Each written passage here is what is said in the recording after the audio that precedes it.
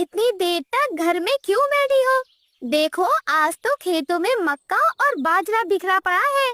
किसान ने कल ही कटाई की है। आज का दिन तो जैसे हमारी दावत का दिन है। अगर अब भी तुम घर में बैठी रहोगी तो मैं कह दूंगी रानो बहन तो असली महारानी है। अरे हरियाली बहन, तुम्हें तो हमेशा जल्दी लगी रहती है, लेकिन जरा मेरे बारे में तो सोचो। मेरे नन्हे नन्हे 11 बच्चे हैं। पहले उन्हें खाना तो खिला दूं, फिर देखती हूँ कि बाहर कैसे निकलना है। बच्चा छोटा हो या बड़ा, माँ का काम सबसे पहले यही होता है कि वो अपने बच्चों का पेट भरे और उन्हें सुरक्षित करे। तभी उड़ती हुई गोरी कवि भी वहाँ पर आ जाती है। अरे वाह वाह रानो, तुम भी ना बच्चों के बहाने हमेशा लेट कर देती हो। अब 11 बच्चों की माँ हो तो क्या तुम्हारा रोज का बहाना हो गया? देखना, एक दिन जब खेतों का सारा दाना दूसरे पक्षी खा जाएंगे ना, तब तुम्हें पछताना पड़ेगा। गोरी बहन, माँ बहाना नहीं बनाती, माँ का फर्ज होता है। दाना तो हर मौसम में मिल जाएगा, लेकिन बच्चों की सुरक्षा से बढ़कर कोई दूसरा काम नहीं। गोरी कव्वी गुस्से में चिड़चिड़ाती हुई उड़कर चली जाती है। मेरे प्यारे बच्चों, सुनो जरा ध्यान से। जब तुम अकेले बाहर जाओ तो सबसे पहले दरवाजे से झांकना, फिर ऊपर आसमान की ओर देखना, और अगर तुम्हें कोई बिल्ली या इंसान दिखाई दे तो फौरन घर के अंदर वापस आ जाना। याद रखना मेरे बच्चों, साहस और समझदारी दोनों जरूरी हैं।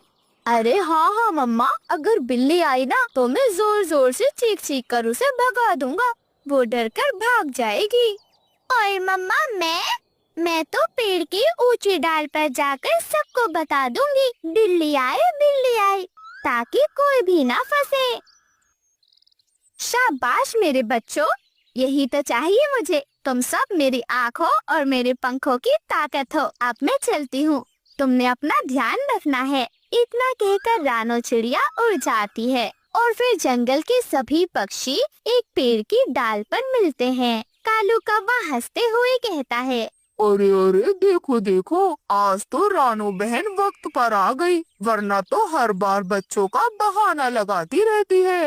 अरे अरे, हाँ हाँ, आज तो चमत्कार हो गया, चमत्कार। मुझे तो लग रहा था रानो ने कहीं घड़ी खरीद ली होगी।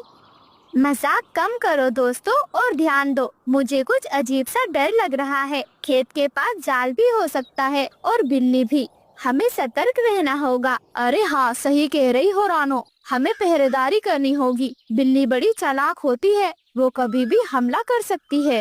अरे अरे कबूतर महाराज, तुम्हें हर वक्त डर ही लगा रहता है, और रानो ने तुम्हारे डर को और बढ़ा दिया। दाना सामने पड़ा है, खा लो, बाद में डरते रहना।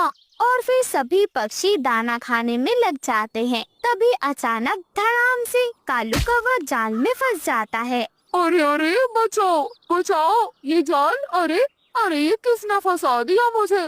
बचाओ, कोई मेरी मदद करो। वहीं बाकी सभी पक्षी उड़कर एक डाल पर बैठ जाते हैं। अरे अरे, देखो देखो, वही हुआ जिसका डर था। ओ भगवान, अब तो बिल्ली भी आ रही है। तभी झाड़ियों के पीछे से बिल्ली निकलती है। उसकी आंखें चमक रही थी। बिल्ली सीधे कालू कौवे के पास आ जाती है।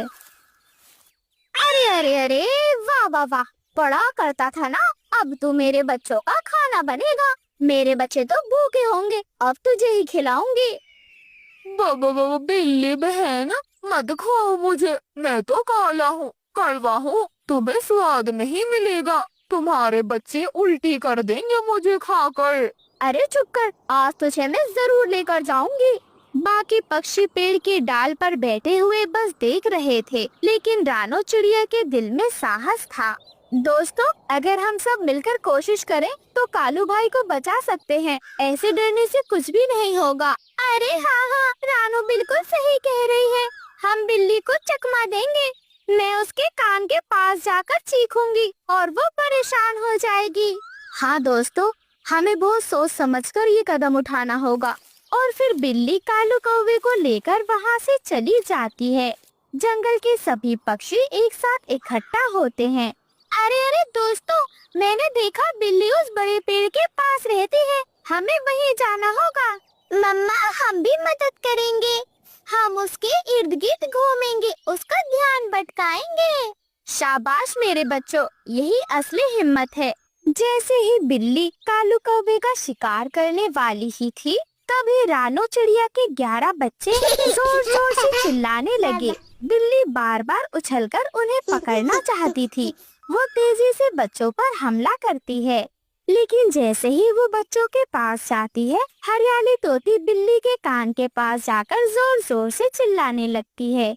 वहीं दूसरी तरफ रानो चिड़िया जाल काटकर कालू कौवे को आजाद कर देती है और ऐसे ही कालू कौवे की जान बच जाती है। कालू कौवा शर्मिंदा था। धन्यवाद दोस्तों, अगर आज तुम सब ना होते तो मैं जिंदा नहीं बचता। सच है, दोस्ती वही है जहाँ डर के साथ साथ एकजुटता भी हो। मुझे माफ कर दो अगर मैंने तुम सबकी बात सुनी होती और सावधानी बरती होती, तो आज मैं यूं मुसीबत में ना फंसता। और फिर जंगल के सभी पक्षी खुशी खुशी अपने घोंसलों की ओर लौट जाते हैं। रानो चिड़िया अपने घोंसले में अपने बच्चों को शाबाशी देती है। शाबाश मेरे बच्चों, तुमने बहुत अच्छे से अपना काम किया। याद रखना मेरे बच्चों, एकता और समझदारी से बड़ी मुसीबत को टाला जा सकता है।